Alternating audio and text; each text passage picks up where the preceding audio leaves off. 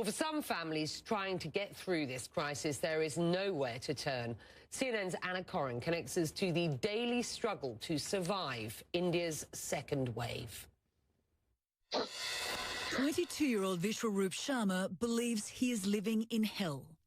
3 days ago, he drove his critically ill father, who contracted COVID, to a Delhi hospital and pleaded for help. With no beds, no oxygen, they were forced to wait outside.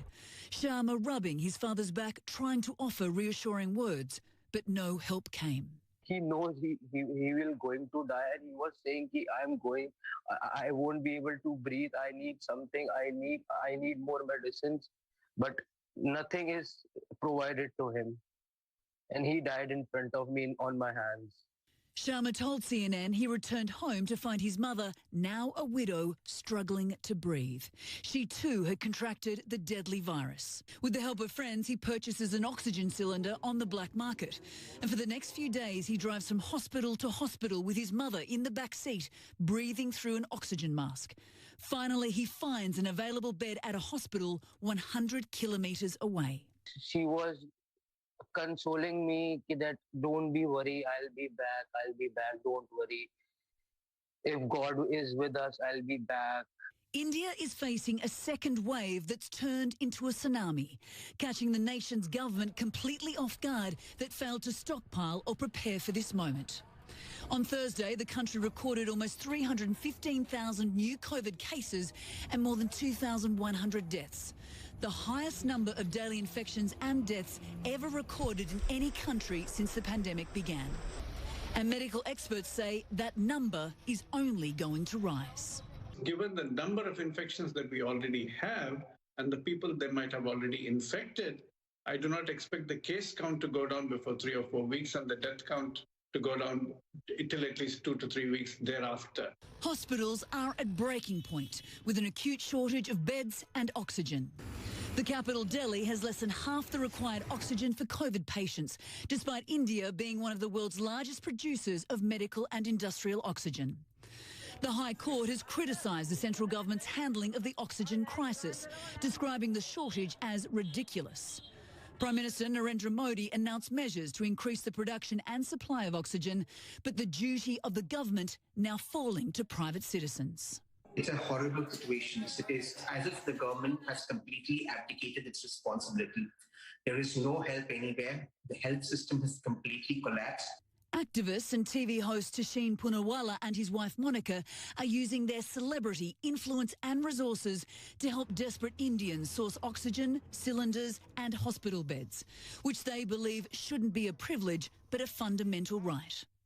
Thousands are appealing to them on social media, but for every 50 they say they can only manage to help one. They call us with hope and we can't fulfill it. It's very difficult. Imagine you have oxygen, you don't have cylinders. Imagine you have oxygen in the country, you can't transport the oxygen.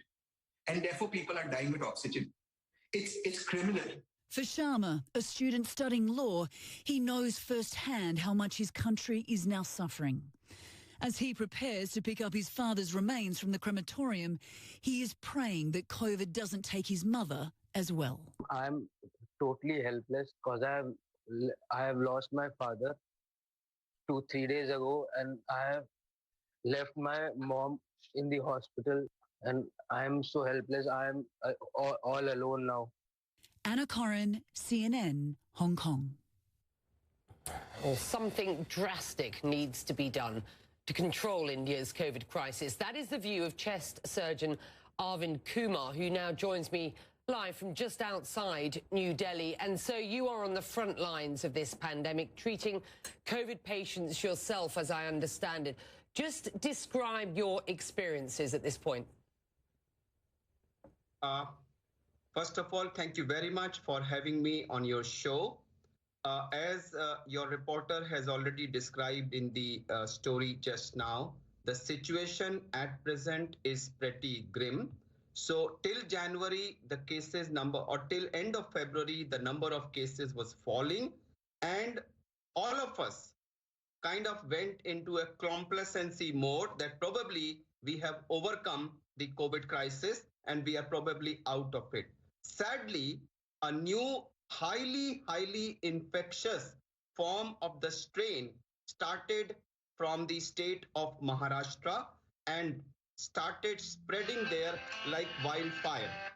And it went from one district to another district in that state. I think that was the point where the whole country should have woken up that if this is happening in Maharashtra, a week or 2 or 3 weeks later, it's going to happen across the country. Sadly, it did not happen. And as expected, it spread from Maharashtra to other states, and then caught the whole country totally by surprise. This strain is highly, highly infectious. Last year in the first wave, we saw if one member of the family is affected and if he or she isolates, the other family members were not getting affected. But this time, if one member of the family is affected, even if there are 20 members in a joint family, all 20 of them are getting affected. It's highly infectious form number one. Last year, it was affecting mainly the old people. This time, the 19 or 18 to 49 group, which is the most mobile group, is affected mostly. And unlike last time, it is also affecting children as young as less than a year and up to the 18 years age. And the numbers have increased so rapidly, and the numbers are so huge that this sudden massive appearance of patients has completely overwhelmed the health system. So there is shortage of beds, there is shortage of ICU beds, there is shortage of ventilators, and there is now, very sadly, shortage of oxygen as well. Now, sir, can I just jump in here, because India is not an isolated case. We have seen these variant strains in other countries, and this is a global problem. Authorities in India must have been aware at what could happen. My colleague Julia Chatterley spoke earlier to the government's chief scientific advisor, who shares your thoughts. He says India was caught by surprise by the extent of this surge. There will be people watching this show who say, really? How is that possible that a country like India can be caught by surprise at this point in the coronavirus pandemic?